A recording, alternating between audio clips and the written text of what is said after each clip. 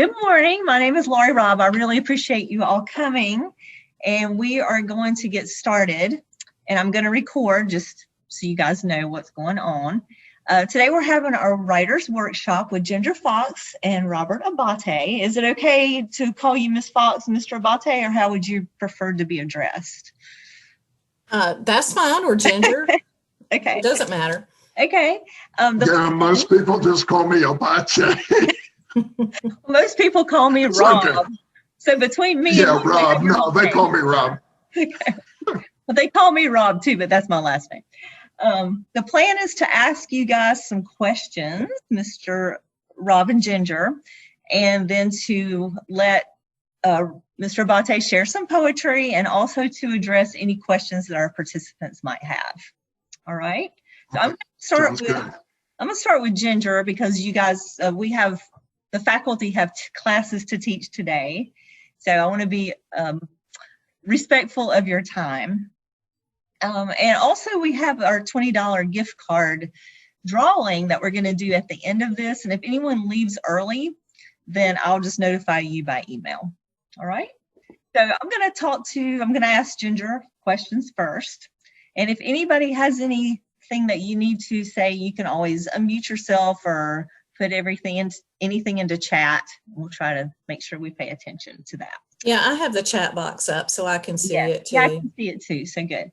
All right. So first, Ginger, could you please give us a little information about yourself and your background in writing and what you do now? Okay. First, let me just say I'm a storyteller. Just about everything that I do, I tell in story form. So bear with me here. I'll get to the actual educational part though. I am proud to say that I have my degree in horticulture, technology, and turf grass from Catawba Valley Community College. So I'm a community college student. And then after that, I decided I wanted to go to A&T State in Greensboro and get my landscape architecture degree. And I met up with what's called math and physics. And then Miss Fox had to change her major again. So, unfortunately, there were some bad things that happened between that college and then when I decided to go to the next college. And that is actually when I decided to become a writer and decided to teach. My dad died, and he had cancer and it was very quick. So the preacher was new and he wanted to know a little bit about my dad and wanted my sister and myself to write, I guess, a small eulogy or memories. So I started writing from the heart, which is what I recommend, not necessarily so in academics, but more so in creative writing. And wrote some memories of my dad. And when the minister read it, what was a solemn occasion, they were laughing. And after the services, many of them came up to me and said, "Oh, thank you so much for those memories. That was truly who your dad was." And then, unfortunately, I had a best friend who died unexpectedly. And at that time, I was a business major at Lenoir-Rhyne College, which is Lenoir-Rhyne University. So I was a business major. I had about 5 majors during my college life career. And I wrote, again, from the heart about how I missed him and how his death affected me and about our memories that we had. And a friend of mine read it, and this is where friends and family come in. Sometimes you let them read things. Mm-hmm. And a friend of mine read it and said, "Wow, that's really great. You should send that to a magazine or a newspaper or something."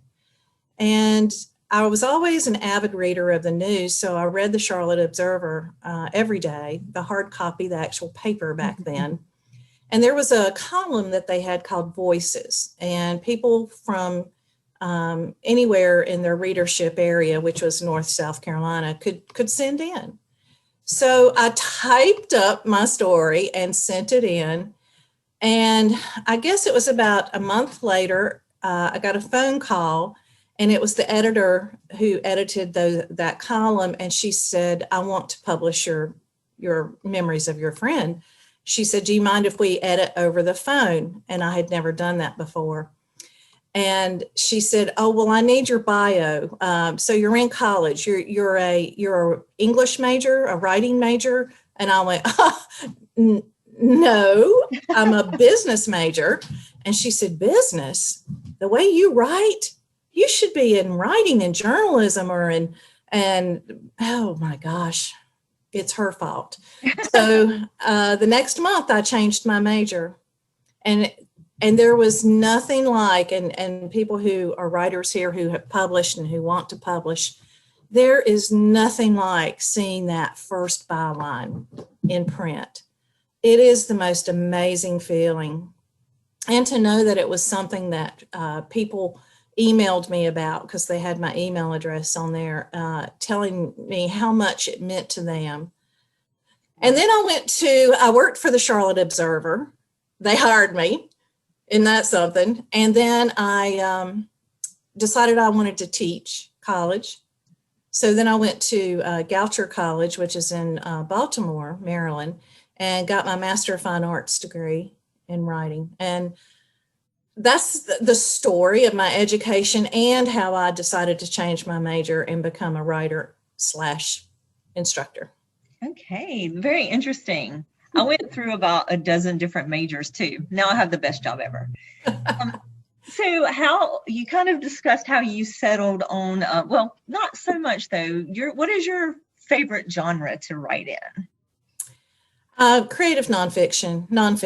I'm a nonfiction person, coming from journalism background, right. Coming from the newsroom where my editor used to sit two desks away from me, screaming at me, it's just the facts, get the lead right. And so when you're in that atmosphere, you learn how important it is that every sentence count. And every sentence is true, and you have backup sources, and it was a fantastic job, and I learned probably the most working there. But yes, the newsroom actually, when I was in graduate school, became a little tight, and I mean that because it's news. Now, they did give me leeway where I could write personal columns and all sorts of things that feature stories, but they never allowed me to stretch beyond that to do the creative nonfiction. And the creative nonfiction is actually a true story, and it could be memoir, which is writing about yourself, a personal essay. It could be immersion, which is what I really, really enjoyed, but didn't have as much time to do. But the newspaper did allow me to do a day in the life type of writing. But it got tight, and they said, we don't have the column space for all you want to write, and you're doing we really enjoy your writing, but we just don't have the space. And I was in, like I said, graduate school doing creative nonfiction. And I said, well, I think maybe I need to go into something else. And that's when I decided to teach and to try to continue to write. Which I tried, and I did write some things, but teaching sort of took over more so than the writing part of it, and I missed that part of it. Okay. But yes, that's what I like to write, creative nonfiction. Okay. So for the students and other folks here who are aspiring writers, what is your philosophy? You mentioned writing from the heart. Is that what you teach your students? Well, I teach them a lot of things. I think practically, I like them to take the lead. I tell them to write from the heart. I tell them to write what they know, but I also want to break them out of that box. I want them to try new things. Not just, there are a lot of students who are really comfortable with poetry or fiction, not many creative nonfiction. So I try to introduce them to that. But I try to get them to do something different. I try to get them to understand they need to write, to practice just to write. Mhm. Also, forming a writers community, that's a huge thing. That's when you know that you have people like-minded who will give you their feedback, positive, negative, but always constructive.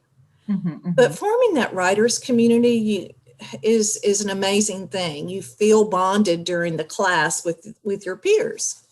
And I try to stay out of it a little bit and just sort of guide, because I think that once they start, they see from each other's writing, they learn from that, and they learn by writing all these different genres. Okay. And I believe you may have just answered my next question, which is, Oops. no, Oops. that's great. Just strategies and techniques. I know you and I mentioned the writers group, like you just mentioned. Right. Yeah.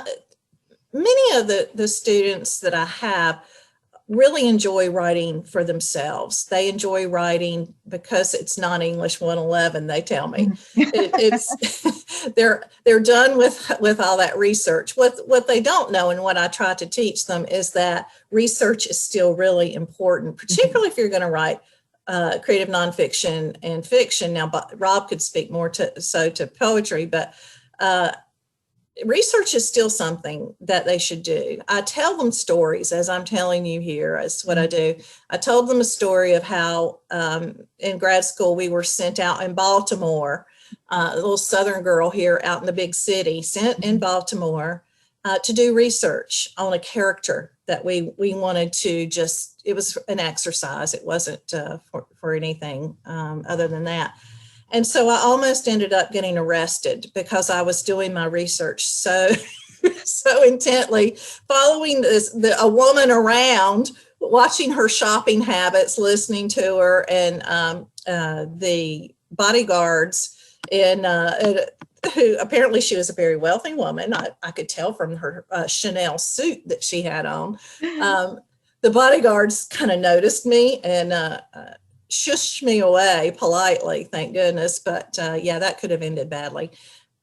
But yes, that's part of my strategies and writing, just to stick with it, to reach out to a writers network. North Carolina has a great writers network. To reach out, go to, right now, of course, they're online, but seminars, conferences for writing. If you're interested in publishing, then those are excellent, as is the North Carolina Writers Network.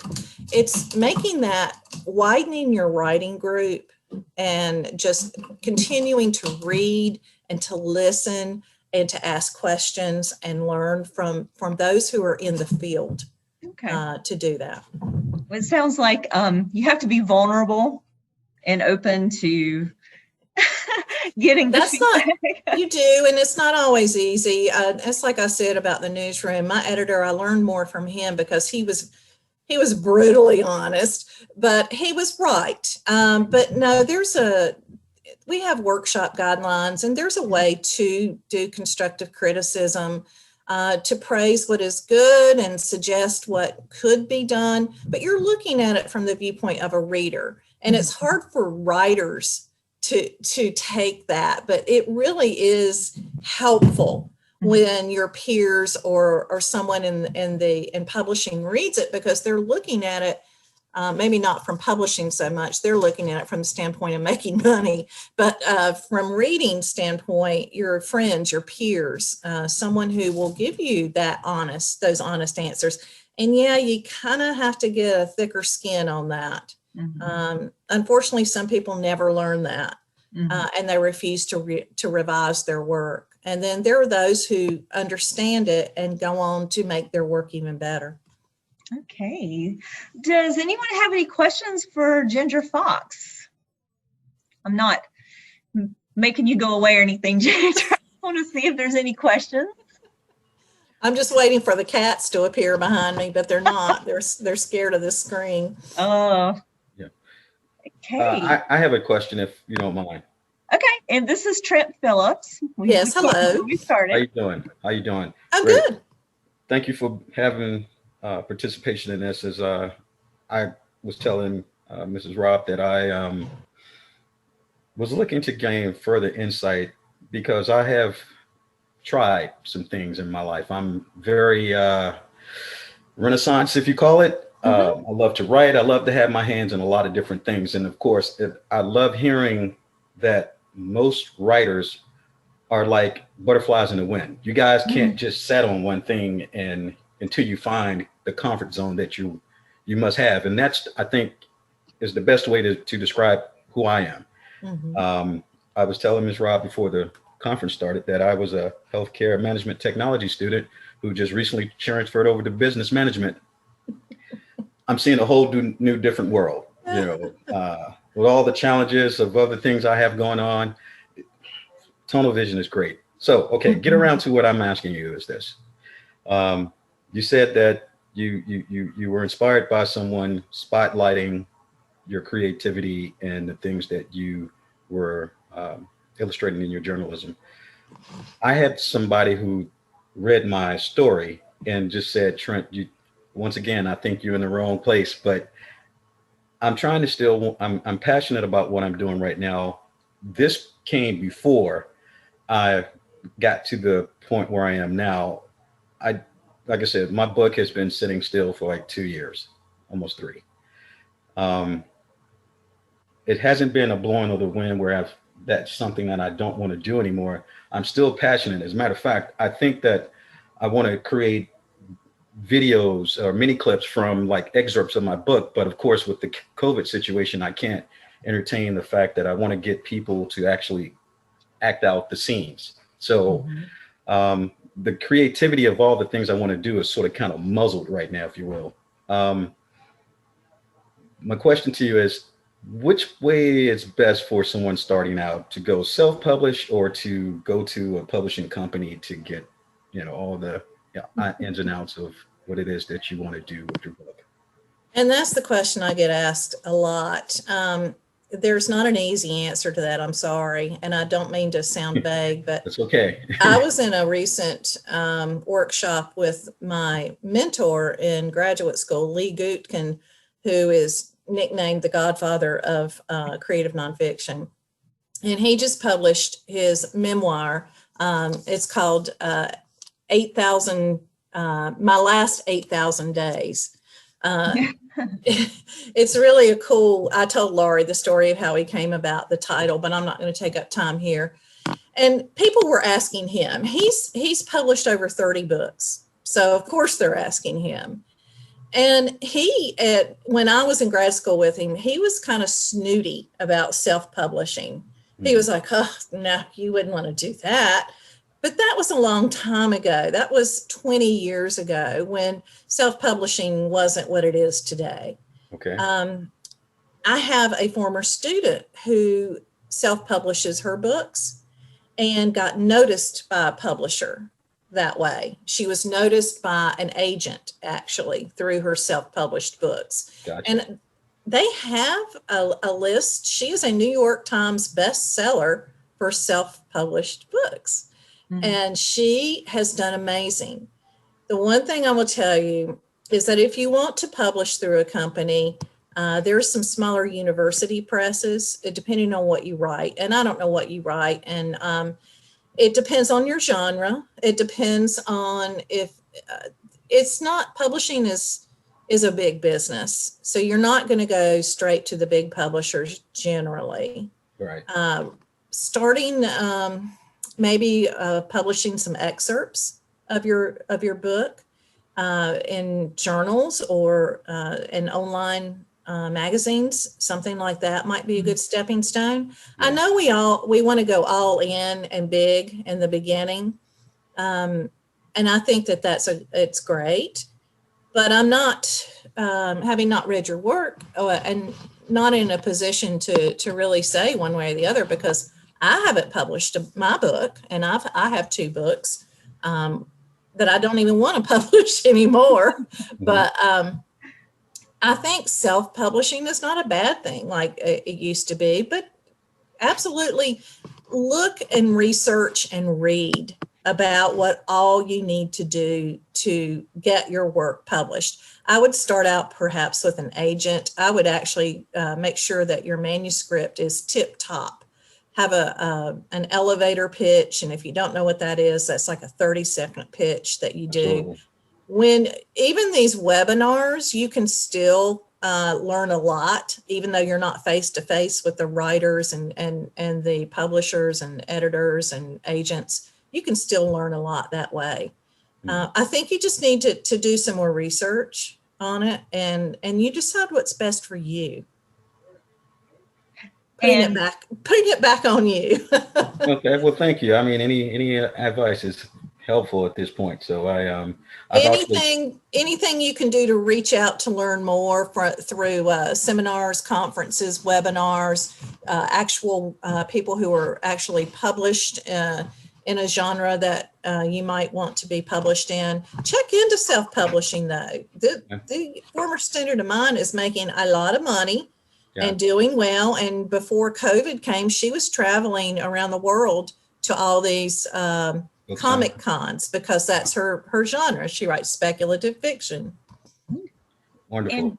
Yeah, actually, I started a website and I have a blog on it, so that way I can actually hone in on some long, lengthy comments of feeling, expressions of emotions, just gaining a little notoriety. And I also understand that each accomplishment is just, well, each small accomplishment is just one closer step to the big victory of getting my books out to the masses. And I just feel as if there's just been things that's been happening. I mean, even with this seminar today, it's just sort of kind of like, all right, Trent, you need to just go ahead on and make the next step, my friend, and make this happen. So I'm thankful for everything that you guys are offering as far as advice and suggestions are concerned. So I really appreciate it. Well, I think you should go for it. I think you should not just let COVID-19 stop you. I think you should do everything that you can. The website's good.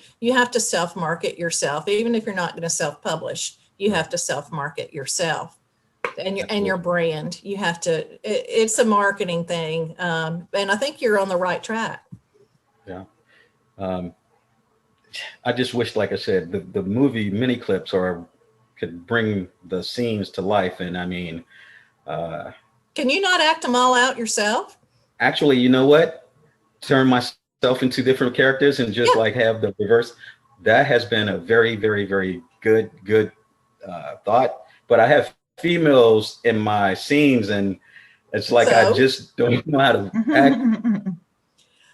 So study up, watch other people. That's how you learn. That's why I almost got arrested in grad school, watching other people. Hey, you learn their mannerisms. You learn the way they talk. You learn all of that. Yeah. So even in my writing with my characters, I actually had to get the opinion of other women to see, does this dialogue sound as if women are having a discussion or conversing in this manner? I mean, is it just me writing from a male's point of view to see if this might sound like that? So I had to do some research and really pay attention and hone in on different mannerisms of our gender. So yeah, thank you for that reminder. I just wrote that down too. Well, good. I'm glad you. I could remind you that. Yeah, that never gets old. You have to always do that research. Yes, and we all appreciate you doing that research, Trent, believe me. Ginger, can you see the chat box? Lori has a question about your writing process before we move on to Mr. Abate. Can you see that? Do you use a program? Do you edit online? Do you rework it? And I was going to ask you too, if you keep a journal. I do keep a journal. Okay. I've always kept a journal. Back when, I think I told you this, back when I was still in school, I'd keep a tape recorder way back then, a tape recorder in my car. And if an idea would pop in my head, I'd hit record. And so I'd have that idea because it would be gone. Right. And that's the same thing I do with the journal.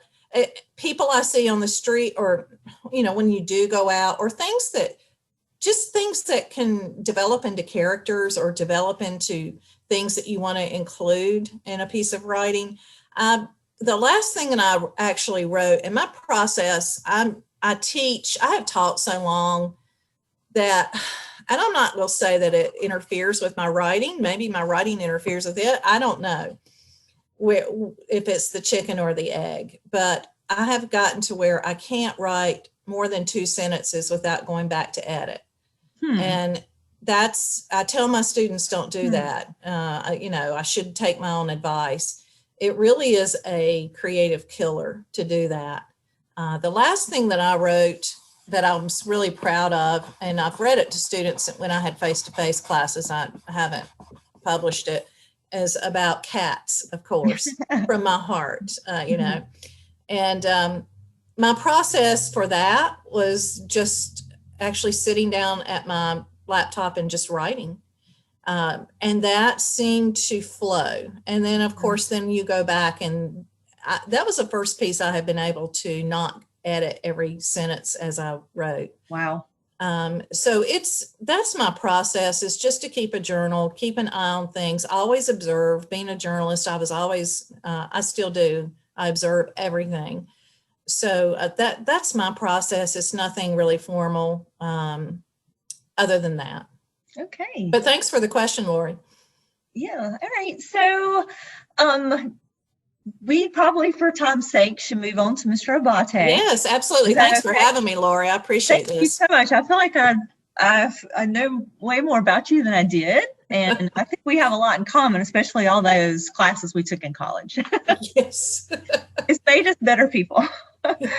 So, Mr. Abate, your bandwidth was showing up? Yeah, I'm here. Earlier. Okay. Is your Okay, so I'm going to go through some of the same questions, and if Ginger drops off, it's because she has classes. But we do appreciate Thank you, Ginger. Oh, you're welcome. I'm going to try and stick around. You covered a lot. Yeah, Mr. Abate, also, could you give us a little bit about your background and in writing and what you do now? Well, I think I always wanted to be a writer, and it's connected with reading. I learned about Mark Twain in elementary school, and I said, I want to be like Mark Twain and be a storyteller. And but eventually I learned about poetry in the middle school years, and then when I was in high school, I had a high school teacher that had she also directed the literary journal for the high school. So I started journal editing as a high school student and writing poems. And they weren't my best work, but it was, it was a start. And I realized I wanted to write poetry. And my teacher encouraged me. She said, you should think about a creative writing major. And so it stuck with me. And I went to Penn State University, and I was an undeclared major.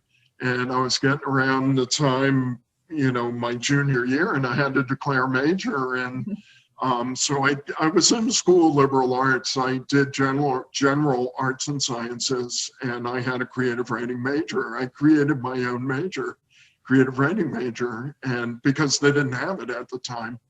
So I studied fiction, and I studied poetry. And so that's part of my background. But coming out of college, they were recommending that we take time before we went for the MFA in creative writing. They said, build up your portfolio, build up your portfolio.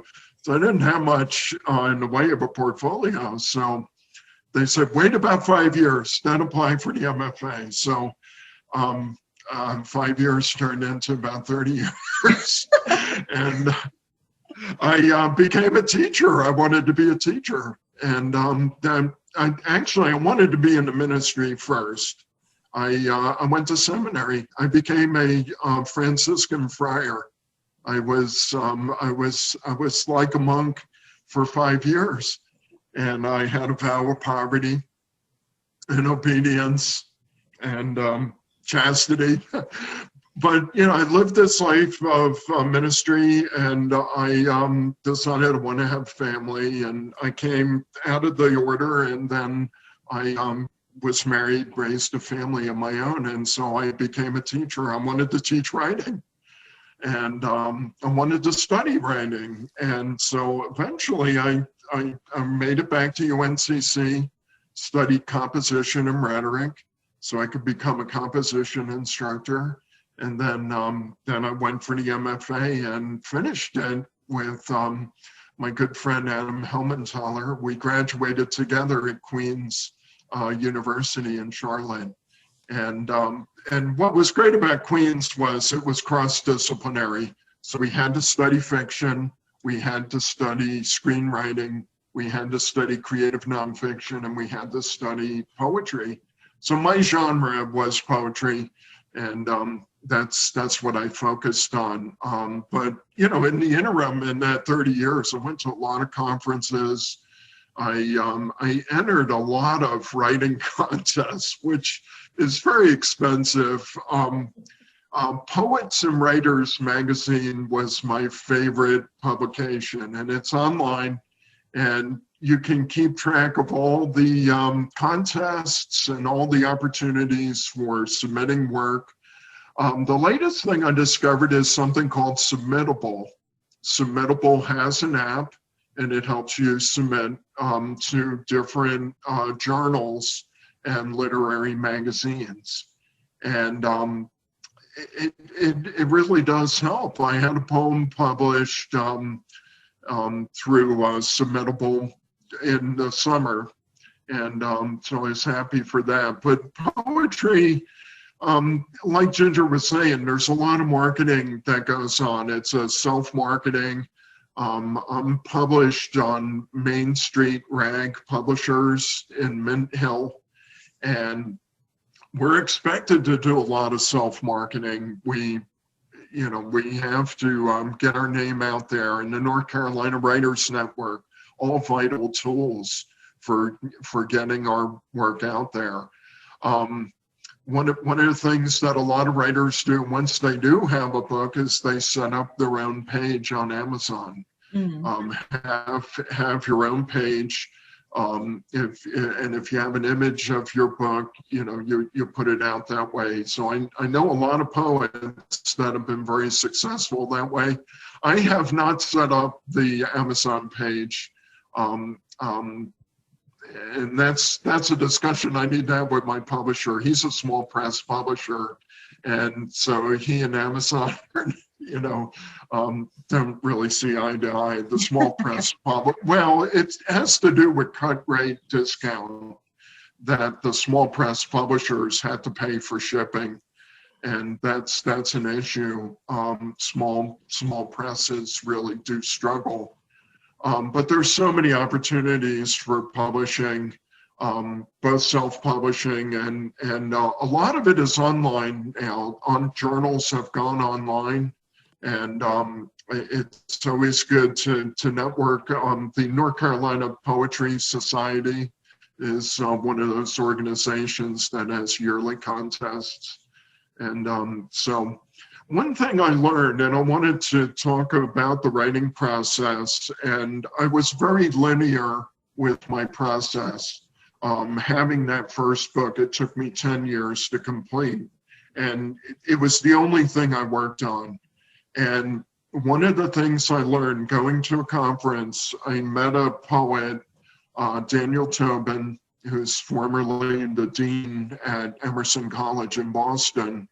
Fantastic poet, but he learned how to write things simultaneously. And so he'd have about 3 or 4 projects going on at the same time. And it's like Picasso in his studio. The artist walks into their studio and they have like several easels, and they're working on a lot of things at the same time. And so I gave myself permission to work on things simultaneously for my second book, and it's kind of a mess right now. And so eventually I'll pull it together. I said to my director of my creative thesis, I said, I think I have 3 books here. Seriously, I did a creative thesis, but I think there are 3 books, 3 distinct books that I can pull out of this. So give yourself permission to write things simultaneously. Break out of the linearity of writing, and just keep the creative juices flowing. Just keep writing. We talked about journals. Journals are really good. I'm one of those graphic kind of people. I like to write on paper, and I still keep a paper journal. A dream journal is also very good. If you have visual dreams, write them down. There are a lot of poets that it's like the ore, that you dig for ore, when you're a miner, and that's what you do as a poet, is you're looking for vivid images that you can use in your poems. But most of my craft in later years, I was really focused on the sound, is the working, with form and meter, which, it's hard to do. It's a lot of work. But and also, just experimenting too. I started with free verse, and now I'm more of a formal poet, and I like storytelling a lot. Narrative poetry is something that I really enjoy, and finding sublimity in the ordinary is something that I like. Like an odd experience is writing about something that happened. I can. You want me to share a poem? Yeah, I do, and this has been fascinating. Yeah, questions? You want to ask me some questions before I read a poem? Does anybody have any questions for Mr. Abate? It's hard for me to call him Rob Abate because I used to see you in tutoring all the time, and you have a fascinating life story. I'm glad you shared that. And I love the idea of working on multiple projects. That is really interesting to me. As a librarian, I mostly deal with research and nonfiction, but I have never even thought about that. Lori has a question for you. She asked, can you give an explanation of narrative poetry? Okay, well, narrative poetry, the original novels were, they were called epic poems. And our examples are Homer. We had the Odyssey, and we had the Iliad, and then Virgil, of course, had his Aeneid. So these were the original epic poem stories. They were memorized and performed. So there was a performative aspect to epic poetry, and there's a long history of it. And I've done a lot of study on it. I really enjoy performance poetry a lot, and I'm glad to see that it's still vital and active in our day and time. A lot of what we see, though, we include freestyling, and anyway, but that's narrative poetry. Is a narrative poem is you're framing it either as a fiction or as a creative nonfiction. And so often, if it's a creative nonfiction, you'll see the personal pronoun I a lot. I've seen some second person pronoun poems where they want the reader to experience what the writer is experiencing, so they'll have the you, but a lot of the poetry starts with the first person pronoun I, and so a lot of people in poetry like to write about their experiences and their identity. I'm trying to think what else. There is a genre of poetry that's episodic, that follows a narrative arc. I know Marilyn Nelson, who's a poet, has written a biography of Booker T. Washington, and so she has developed this technique for episodic poems that follow the arc of a person's life, It can be biographical, it can be autobiographical, or it can be fiction. So it all depends on what the writers are. Writers are going across genres a lot. Fiction writers have gone into this market with young adult fiction that's, you know, high interest, and they're crossing over from fiction into poetry, and they write in strophes. These paragraph, what looks like stanzas to a poem, and they're really, you know, very brief paragraphs, and they're putting a lot of space, you know, between these strophes, and they're telling stories. And there are a lot of these full-length poetry collections that are going around. It's quite popular, especially with young adult readers. Okay, that's awesome. And Maggie just put something in the chat, and she's a writer. She loves working on multiple projects, telling short stories as side projects, and telling the stories of ordinary people. Has been shortlisted in a contest, so congratulations. Nice. I love storytelling too. I think podcasts have really intrigued me, as far as especially the creative nonfiction storytellers. I think that has really changed a lot about publishing and genres. And I believe Trent has a question for you. Okay. Hello, sir. Just really quick, this pertains to you, Ms. Fox, and Ms. Robb as well. Before we had computers, there were typewriters, and before typewriters, of course, you had one of these or ink pen. I love to write. I don't type keyboard on anything. I've never written any books, any short stories, anything with typewriters either. I love to write. So I wanted to know, do you have a preference of the way that you all get your stories out? Do you type? Do you keyboard? Do you write? I just wanted to see if we had anything in common with that part. I found that when I was writing the poems out on paper was really helpful. But when I was pressed for time, you know, I would try to get it onto a computer, you know, quickly, especially if I wanted to send it out. So I would go from paper to computer, but then I found I was writing a lot on screen eventually.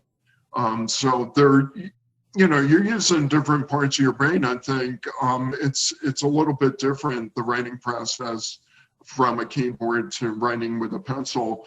I had a mentor at UNCC who carried a pack of index cards. And so his process, he carried in his top pocket, and he got an idea, and he pulled that index card out, and he would write that idea down. I have his poetry collection now. His name was Sam Watson. I still think he's alive. He's retired now. But that was his big process, was he was always committing it to paper first. That was his medium. Now, if you're like Frank O'Hare, who was a poet, he was a curator at the Metropolitan Museum in New York City. He wrote on napkins in restaurants. So his first collection of poems was called the Lunch Poems. And they were he would write on the paper bag, you know, that he carried his lunch in. And so, so these poems, they were on napkins, they were on lunch bags. Eventually, he published one of the great poetry collections, American poetry, Lunch Poems. I think Ginger is still on. Ginger, do you have a preferred? Earlier you mentioned your tape recorder, and I know you say you journal, but do you online or with a pencil? I don't know if you can see this or not, but this is what notes I was taking. Oops. Yeah. It's on the back of an envelope. There you go. That's how I take notes. Whatever I have handy that has something that I can write on, if it's something that just spontaneous, it goes usually on the back of an envelope, because I have plenty of bills sitting around, you know, so I just make good use of the paper. Of course.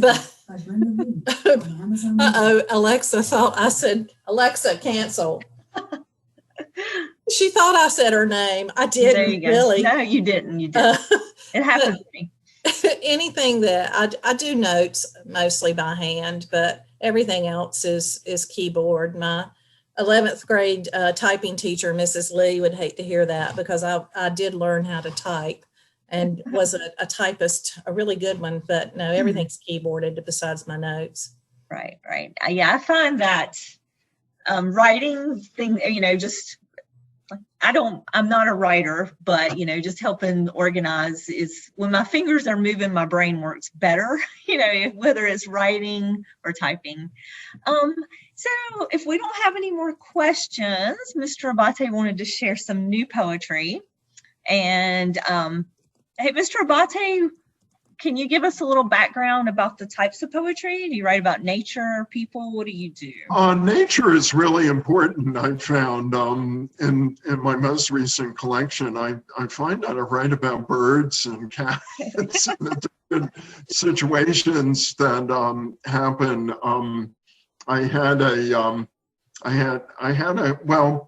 very active cats that would bring other creatures home through the cat door. Oh no. And they would be voles or birds. And so the poem I wanted to share with you is called The Wren of St. Stephen's Day. We had a visitation of a wren in the house, and I had to rescue the bird. And this is in a sonnet form.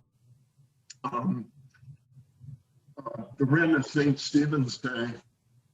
I heard the squawk, then the flapping wings, and stumbled from my chair to find the wren clawed by the cat and weakened beside my den.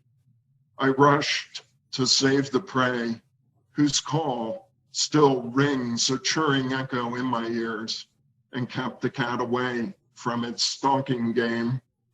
The bird fluttered from room to room.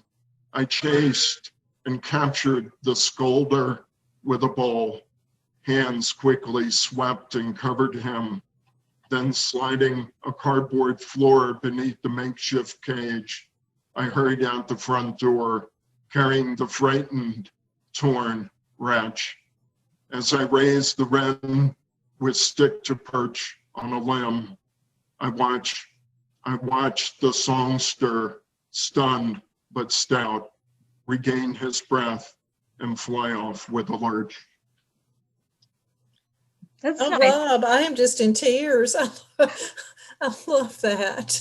I like your the alliteration was really nice at the end too. I mean, that was, and I'm not a poet. I really shouldn't say anything.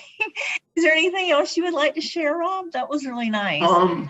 Well, the collection is called 100,000 Flaws, and that's FLAWS, 100,000 Flaws.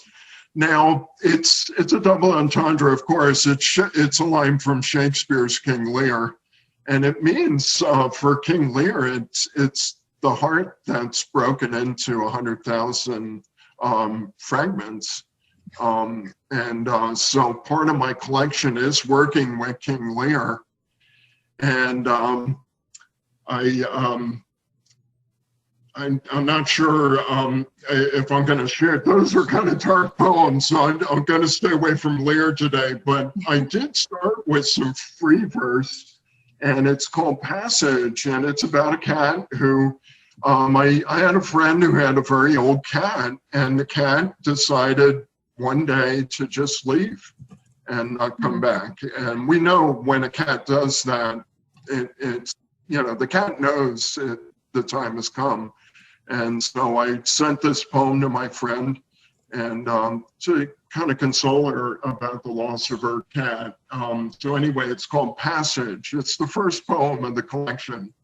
And it says, during the night, your rust-colored tiger-striped tabby dragged himself out to the fields to die.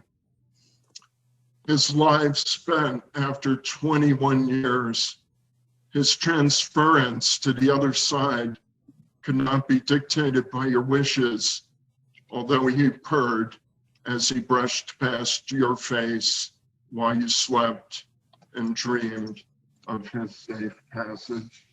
Mm. Oh, Rob, here again. You know, we obviously have cats in common, and they're one of the best creatures, I think, to observe. I love watching them. I have 2 boy cats. I have a question, Rob. When you write your poetry, and then how hard is it to put things in the order that you want to do? I mean, you don't write your poems in the order that they go into the book, I'm sure. Like, you go back and you decide what order to put things in to tell a story or to your feelings. That's the hardest part, is arranging the material. And they often said that you would have an arc. They would call it a narrative or thematic arc in your piece or your collection, and that you would try to group poems according to different themes.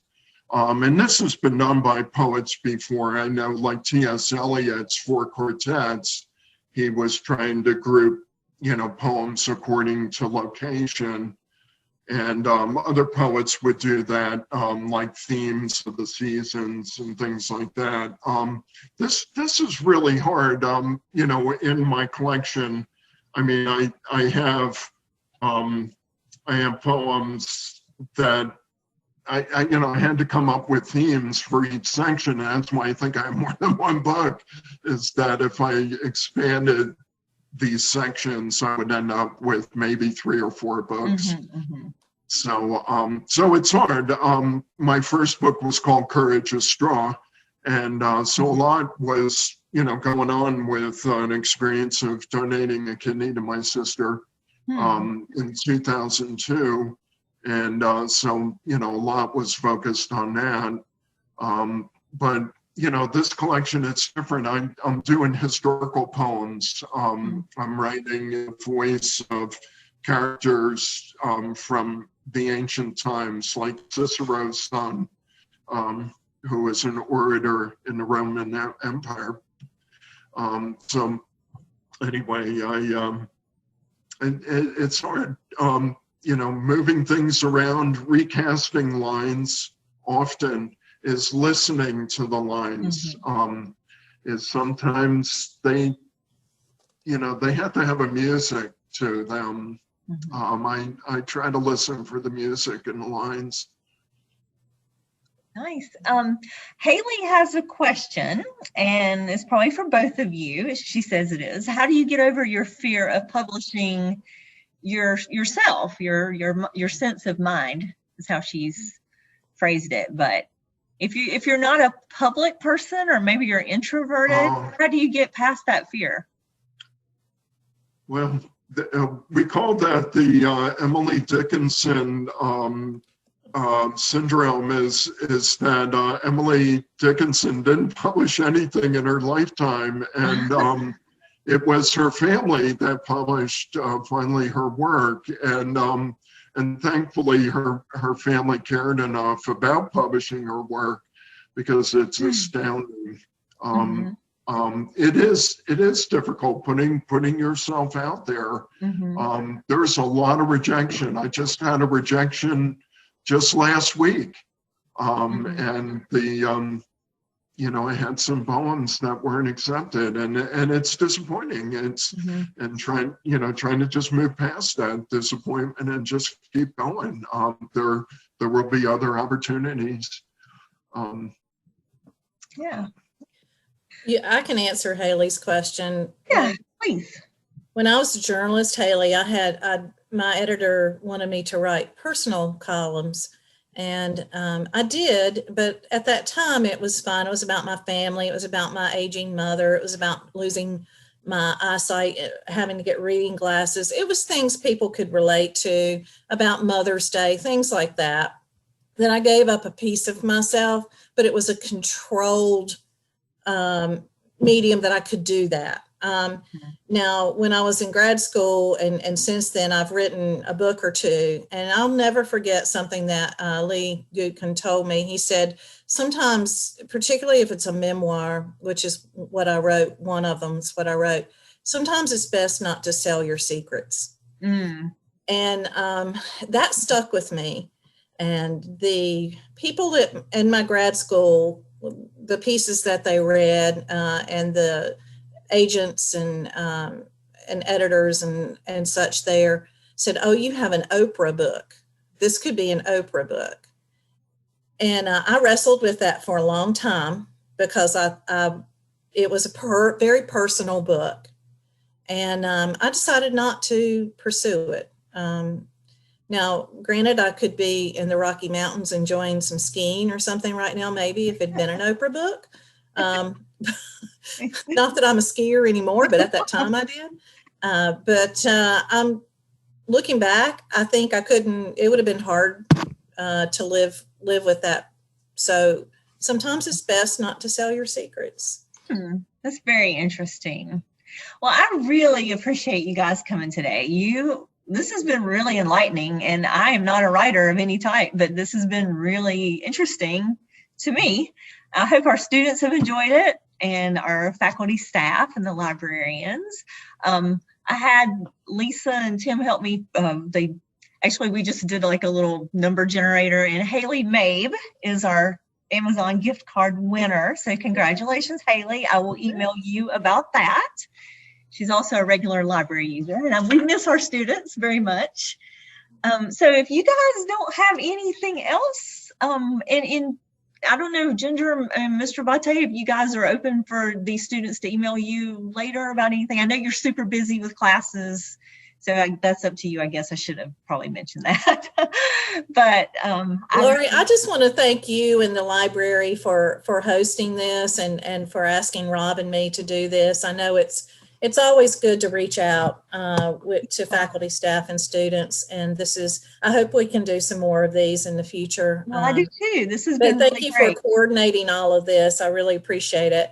Well, and if anyone wants to email me, that's fine. It is a busy time of year. Yeah. But I will eventually get back to students within the week or so.